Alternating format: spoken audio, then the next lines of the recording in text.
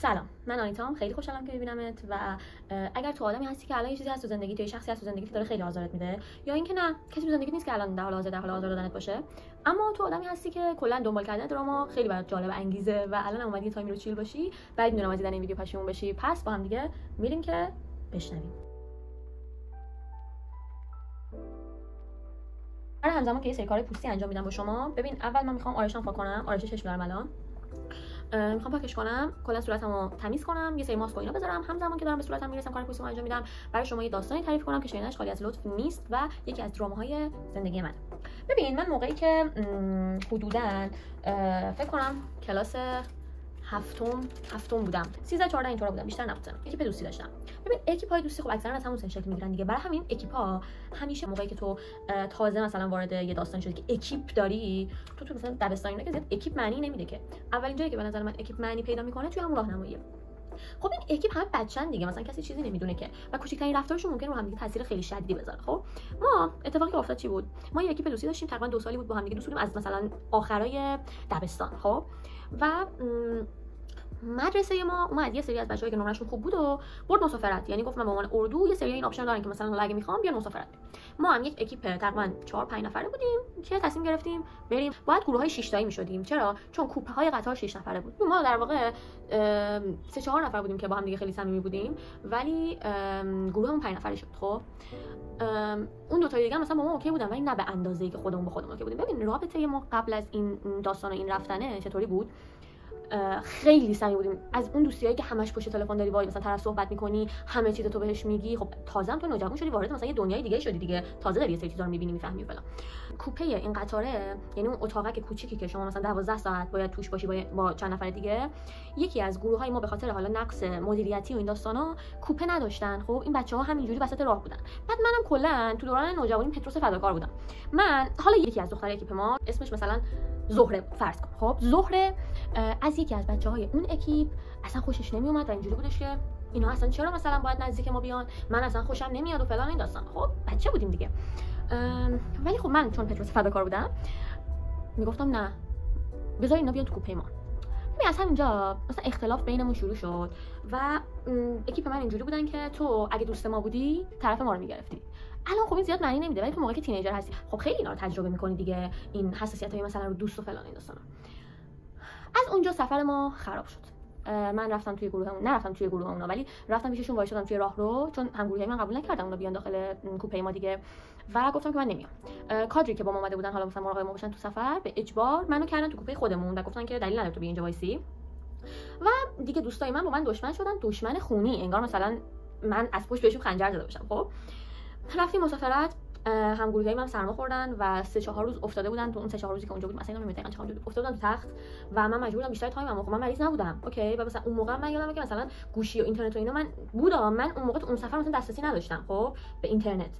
خب و اتاقی هم که ما داشتیم یا تلویزیون نداشت یا تلویزیون خیلی معمولی داشت که مثلا من نگاه نمی‌کردم و من خب معلوم بود میرم مثلا از اتاق بیرون ببینم آقا چه خبره، یه سرگوشی آب بدم، چون ما هیچ کاری نکردیم تو اون سفر و هیچ جایی نرفتیم. یکی دو بار رفتیم با بچه با همه گروه که میرفتن، همه کل مثلا مدرسه بچه که میرفتن بیرون، ما رفتیم بیرون. خب ببین داستان کجا خیلی دیپ شد، جایی که من یه شب از گروه خودمون رفتم بیرون، رفتم توی گروه اونا خوابیدم، یعنی توی اون همون اکیپی که تو بیف بودن با اکیپ ما، رفتم توی اون اتاق خوابیدم. ببین بعد از اون دوستای من شروع کردن با من یه طوری رفتار کردن که انگار من جزام دارم و من اون موقع توی زندگیم خیلی مشکلات زیاد و عدیده و اساسی داشتم. من دیدم موقع برگشت دوستام عملاً نمیخوان من اونجا باشم، با من حرف نمیزنن، تیکه میندازن بهم. ولی باز یکی از دوستام که حالش بد بود، که تو اون اکیپ اصلیمون گفتم واسه 4 نفر خیلی با هم صمیمی بودیم، تو اونا نبود، بعد حالش خیلی بد بود و من کاری که کردم این بود که موقع رفتن ببین یه چیز خیلی سنگین داشت، یه کیف خیلی سنگین داشت، چمدون نبود کیف بود. من خودم خیلی لاغر بودم، حالا عکس موقع مثلا بهتون نشون میدم بعدم، چمدون خودم بود، این ساکم من با دست بردم تمام این مسیر از قطار تا اتوبوسی که قرار بود ما رو ببره مدرسه که حالا مثلا پدر مادرم بیان دنبالم. ولی فردای اون روز من رفتم مدرسه و بذارید من برم براشون ماسکمو بیارم، الان برمیگردم. خب من اومدم. ببین دیگه گفتم حالش بد بود، من کیفش رو آورده بودم. اون زهره رو در نظر بگیر. زهره دوستمون که من اصلا باهاش صمیمی‌تر بودم و انگار مثلا سردسته مخالفین بود. اون دختری که حالش بد بود و در نظر بگیر، مثلا فرض کن اسمش چه میدونم زهرا. خب زهره اومد به من گفتش که زهرا حالش خیلی بد بود. آخرای اتوبوس بکنم بود، داشتیم برمیگشتیم که ما رو ببرن خونه. اومد به من گفتش که زهرا حالش خیلی بد بود، انگار دوستته. بعد حالا تمام مسیری که ما پیاده اومدیم، ببین پدرم در اومد و هنوز یادم داشتم از دست میمردم تا که مثلا اینقدر یه زهرا رو به اضافه چمدون خودم من آورده بودم. خب وقتی اینجوری من گفت، من خیلی بهم برخورد. خب بعد تمام خب طول مدت مسافرتم داشتم مثل یه جزئی با من رفتار می‌کردن دیگه. غالبا من ناراحت شده بودم، خیلی بهم برخورد و خیلی ناراحت بودم با خودم. اون شب که رفتم خونه گفتم اب نداره، اینا فردا اینا امشب میرن خونه فکر می‌کنن، میفهمن این تو بد رفتار کردن با تو، اشتباه رفتار کردن و فردا مثلا تو بری مدرسه دیگه اینا با تو اوکی ان. خب من اینجوری فکر کردم. آقا من فردا صبحش بلند شدم و رفتم مدرسه، دیدمشون، سلام کردم، هیچ کدوم جوابمو ندادن، انگار من اصلا وجود ندارم. من خیلی ناراحت شدم. میگم من تو اون تایم زندگیم خیلی مشکلات دیگه داشتم، کلا تو دوران نوجوانی مشکلات مثلا مالی و خانوادگی اینا زیاد برام اتفاق افتاده بود و من اصلا نمیتونستم هضم کنم که رفیقای من که زندگی منو میدونن و میدونن تنها دلخوشی من اونها هستن، فقط صرفا به خاطر اینکه نخواستم مثلا اون تایمو حرف غیر منطقیشون گوش بدم، دارم با من اینطوری رفتار میکنن. ببین من هیچی نگفتم دیگه، نپرسیدم چرا دارین اینطوری رفتار میکنین، نه از خودم دفاع کردم، نگفتم که شما نباید از من ناراحت بشین، مطلقا هیچی نگفتم و کاری که کردم این بود که هیچ کاری نکردم. من رفتم سر کلاس، دیدم که جایی که همیشه من میشستم یکی نشسته، یکی از همون بچه‌هایی که با ما خیلی صمیمی نبود ولی توی اون مثلا اکیپ با ما اومد مسافرت. منم کیف صندلیمو برداشتم رفتم پیش یکی از بچه‌های اون گروهی که توی مسافرت طرفشون رو گرفته بودم نشستم. تمام اون سال پیشمون نشستم. دوستان من یه جوری رفتار می‌کردن انگار مثلا بغرنج‌ترین اتفاق تاریخ بشریت افتاده. خب دقیقاً تو اون تایمی که این اتفاق افتاد من دردی احساس نکردم، یعنی اینطوری نبودم در اون لحظه که کات کردم و دوستام خیلی اذیتم کنه. در لحظه اولیه خیلی ناراحت شدم خب میگم درد نکشیدم، عذاب نکشیدم، ولی 3-4 ماه بعد یه سری واکنش‌ها شروع کرد تو من اتفاق افتادن که خیلی واکنش‌های شدیدی بود. من شروع کردم به پنیک اتک کردن و خیلی ناراحت بودم. دوستای من منو ول کرده بودن، من توقعی نداشتم، ما 2-3 سال با هم دیگه دوست بودیم و حتی اونا نیومدن از من یه توضیح بخوان. میدونی خیلی بده که یه نفر تو رو قضاوت بکنه بدون اینکه بدون تو اصلا آقا کاری کردی نکردی مقصری منظورت چی بوده. حتی حرف منو اونا نشیدن دیگه، شروع کردن منو ایگنور کردن. ببین من خیلی اذیت شدم، مخصوصا به خاطر رفتارهایی که میدیدم زهره با من میکنه. ببین منو به گونه‌ای نادیده میگرفت، انگار من اصلا وجود خارجی نداشتم هیچ وقت تو زندگیش. یعنی حتی موقعی که مجبور بودم با من حرف نمیزد، حتی موقعی که مثلا کار گروهی مدرسه داشتیم انجام میدادیم با من حرف نمیزد. منم زهره رو خیلی دوست داشتم تو اون دوره از زندگی. ببین خودم مقصر رفتار اونا میدونستم، با وجودی که اوایل میدونستم من هیچ کاری نکردم، بعدش انقدر اونا خودشونو محق میدونستن که من گفتم نکنه من مثلا واقعا به دوستام خنجر زدم از پشت و فلان این داستانا. ببین اینه ها، یه کسی که با تو یه کاری میکنه و بعدش میاد خودشو محق نشون میده یه طوری که انگار تو اصلا حقی نداشتی تو اون زمینه. خب این آدمه که بعداً میتونه تاثیر خیلی روانی بدی رو تو بذاره، به خاطر اینکه تو ممکنه بعد از یه مدت انقدر اون با تو واقعی رفتار میکنه، انقدر تو نقشه کسی که آسیب دیده فرو رفته که تو میگی نکنه من به این آسیب زدم. بعد از اینکه من به این نتیجه رسیدم شروع کردم خودمو مقصر رفتار اونا دونستن، خودمو مقصر این دونستن که دوستان منو ول کردن. اینجا ساید افکت‌ها شروع شد. من میگم تو زندگی مسائل خیلی خیلی خیلی بد دیگه هم اون تایم داشتم. دیگه شبا نمیتونستم بخوابم، دیگه حالم خوب نبود، دیگه دلخوشی نداشتم و شروع کردم به اینا. هم تو تینیجری خب خیلی بدتره دیگه. تراپی رفتم. خب بچه‌ها یه لحظه اینجا یه استاپ میکنم. اگر کسی داره تو اطرافیانت، همسرته، دوست پسرته، دوستته، اعضای خانواده‌ته، تو میدونی که مقصر نیستی، میدونی که کار بدی نکردی، ولی اون داره با تو طوری رفتار میکنه که انگار تو مقصری، انگار تو کار بدی کردی و تو رو لایق رفتار بدی میدونه که تو به تمام وجود میدونی لایقش نیستی، ایراد از تو نیست. خودتو مقصر نکن، خودتو سرزنش نکن، روح خودتو کتک نزن. و اون آدم سمیه، اون آدم قراره به تو آسیب بزنه. اگر میتونی رابطتو تموم کن، اگر نمیتونی رابطتو تموم کنی یه دیواری برای خودت جلوی اون آدم بساز. من همیشه تو حرفام به دوستای خودم یه چیزی که میگم اینه که ما حرف چه آدمی باید جدی گرفته بشه توی ذهنمون و باید روی وجود ما تاثیر بذاره؟ آدمی که آدم مهم، موفق و قابل اعتمادی باشه. الان اگه یه بچه 2 ساله 3 ساله بیاد به شما بگه که خیلی بیشور، بچه‌ها این با 5 دقیقه رو صورت من بمونه بعد من میرم میشورمش دوباره میام، بیاد به شما بگه که خیلی بیشوری، آیا شما گریه میکنی؟ آیا خودزنی میکنی؟ آیا خودتو مقصر میدونی؟ نه، میدونی اون یه بچه‌ست. زندگی واقعی هم همینه. منظورم از زندگی واقعی زندگی بزرگسالان است. خب یه وقتایی یه آدمایی با ما یه کاری میکنن که این آدم بچه است، رفتارهایی میکنه که این سلسله رفتارهای سالمی نیستن و همیشه یه چیزی پس ذهن ما حتی اگرم اطلاع نداشته باشیم به ما آلارم میده، میگه اینجا این نباید اینجوری رفتار می‌کرده.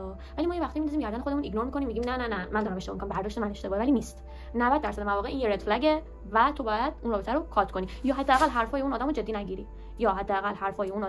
جدی نگیری. چرا؟ چون ما حرف یه بچه 3 ساله رو 4 ساله رو جدی نمیگیریم، به خاطرش افسرده نمیشیم، تأثیر رومون نمیذاره. اینم همونه، اونم یه بچه 3-4 ساله است، فقط قدش بلند شده. پس واسه یه رفتارهای آدمای سمی خودتو کتک نزن. حالا آدمی که این کارو با ما میکنه چرا این کارو با ما میکنه؟ عمدتاً به خاطر کمبودی خودش این کارو با ما میکنه. عمدتاً به خاطر اینکه نمیتونه رفتار سالم تو رو هضم کنه این کارو با تو میکنه. آیا ما مسئول رفتارمونیم؟ نه. آیا میتونیم رفتارمون رو تغییر بدیم؟ نه. آیا باید سعی کنیم درستش کنیم؟ اصلاً. ما فقط توی این دنیا باید مراقب خودمون باشیم بچه‌ها. اگر تینیجر هستی، اگر نوجوان هستی، اگر جوان یا بزرگسال هستی، فقط موظفی مراقب خودت باشی. نمیگم بقیه رو نادیده بگیر، ولی موظف نیستی از دیگران به بهای شرح شدن وجود خودت نگهداری کنی. من سال‌ها این کارو کردم. من دارم بهت میگم. خودتو مقصر اتفاقی که برات افتاده ندون. چیکار بکنیم؟ تکنیک طلایی. برمیگردیم به داستان. مشاور به من چی گفت بعد از تمام کاری که من کرد و جواب نداد؟ مشاور به من چی گفت که جواب داد؟ مشاور به من چی گفت که حالم خوب شد؟ که البته حالم تو این قضیه خوب شد که تونستم مووان کنم و بگذرم. به من گفت ذهن ما انقدر تاثیرپذیره که اگر تلاش کنیم یکی رو نبینیم، بعد از یه مدتی واقعا نمیبینیمش. ببین این خیلی پوینت بزرگیه و چیز مهمی که داره چیه؟ من میتونستم اون موقع شروع کنم به لجبازی کردن با مثلا زهره، شروع کنم به جنگ و دعوا انداختن، شروع کنم به اکیپ جمع کردن، پشت سر این حرف زدن، پشت سر اون حرف زدن، شروع کنم به مقابله مثل کردن باهاش که بفهمی چقدر رفتار بدی داره با من میکنه. ولی آیا من این کارا رو کردم؟ نه. آیا اگه تو این کارا رو بکنی من تو رو قضاوت میکنم؟ نه، به من ربطی نداره. ببین اگه تو همه این کارا رو بکنی داری سعی میکنی اون رو عوض کنی، اون عوض نمیشه. اون همون آدمی که هست میمونه تا موقعی که خودش به اون نتیجه برسه که اشتباه کرده. که توی این زمینه بعدها من و زهره با هم دیگه حرف زدیم چندین سال بعد، ولی تو اون تایم خب رابطمون اینجوری بود دیگه. کاری که باید بکنی که رو خودت کار کنی. ببین باورت نمیشه یه ماه و نیم طول کشید، ولی من انقدر به ذهنم تلقین کردم که دیگه زهره رو نمیدیدم. دیگه تمام رفتارهای سمیش برای من بی اهمیت بود. اصلا نمیدیدم که بخوام حالا تو ذهنم مثلا انتخاب کنم که آیا به این اهمیت بدم، آیا به این اهمیت ندم. زهره رو نمیدیدم دیگه. این توی تمام مراحل زندگی تو، پدر مادر سمی، دوست سمی، همکار سمی، پارتنر سمی، بچه سمی، کاربرد داره. زهره رو از دایره توجه خودم خارج کردم، انتخاب کردم. به ما یه موجود انتخابگریم. انتخاب کردم که دیگه به زهره توجه نکنم. امیدوارم تو هم بتونی همچین چیزی رو انتخاب کنی که به کسی که داره بهت آسیب میزنه، به روانت داره لگد میزنه، توجه نکنی و بدون انتخاب این دست توئه. وقتی اتفاقی برای تو میفته اتفاق دست تو نیست، ولی انتخاب این که بعدش چجوری رفتار کنی دست توئه. پوستم یه ذره داره یخ میکنه. اگر سعی کنی یکی رو نبینی، ذهنت انقدر تاثیرپذیره که بعد از یه مدت دیگه نمیبینیش. فقط باید توجه تو از روش برداری. من اینو تو قول میدم، اینو تست کن. یه هفته، 2 هفته، 10 روز، یه ماه ممکنه طول بکشه ها. میبینیش ها. مثلا اگه پدر مادر باشه خب قطعا هنوز یارو برات مهمه، اگه بچت باشه قطعا هنوز اون شخص مثلا برات اهمیت داره، ولی هرس دیگه براش نمیخوری. فقط میبینیش و فقط اگر کمک خاصی لازم داشته باشه مثلا کمکش میکنی. نمیتونه سیستم عصبی تو رو دخیل کنه، نمیتونه اعتماد به نفس و عزت نفس تو رو خورد کنه. بچه‌ها حرف آخرم تو این ویدیو، سعی کنین از الان، چه تینیجر هستین چه بزرگسال، از امروز، از الان که این ویدیو رو دیدین، شخصیت خودتون رو انقدر قوی بکنین که شما تحت تاثیر خودتون و تصمیمات خودتون باشین. هر اتفاقی که براتون افتاد شما انتخاب کنین اون اتفاق با شما چی کار کنه. حتی اگه بدترین اتفاق دنیا بود، حتی اگه بهترین اتفاق دنیا بود، شما انتخاب کنین که اون اتفاق با شما چیکار کنه. خیلی خوشحالم که ویدیوی منو دیدین. اگر منو لایک کنین خیلی خوشحال میشم. اگر کامنت بذارین، سابسکرایب کنین و زنگوله بغل سابسکرایب رو روی گزینه آل قرار بدین، بیشتر هم دیگر میبینیم و با هم دیگه صمیمیتر میشیم. اگر شما تجربه مشابهی دارین، سوالی در این زمینه دارین، توی کامنت ها برام بنویسین. من حتما کامنت ها رو میخونم، حتما جوابتون رو میدم، یا اگر ببینم یه موضوعی که واقعا پتانسیلشو داره ویدیو براش درست میکنم و در موردش باهاتون حرف میزنم. کسی نیستم بچه‌ها که بتونم واسه زندگی شما نسخه بپیچم. این داستان شماست و مربوط به شماست و شما باید بنویسینش. من فقط میتونم تجربیاتمو باهاتون به اشتراک بذارم، بهتون یه پیشنهادی بدم، ولی انتخاب کننده شمایین. خیلی دوستتون دارم و فعلا خدافظ. برم صورتمو بشورم.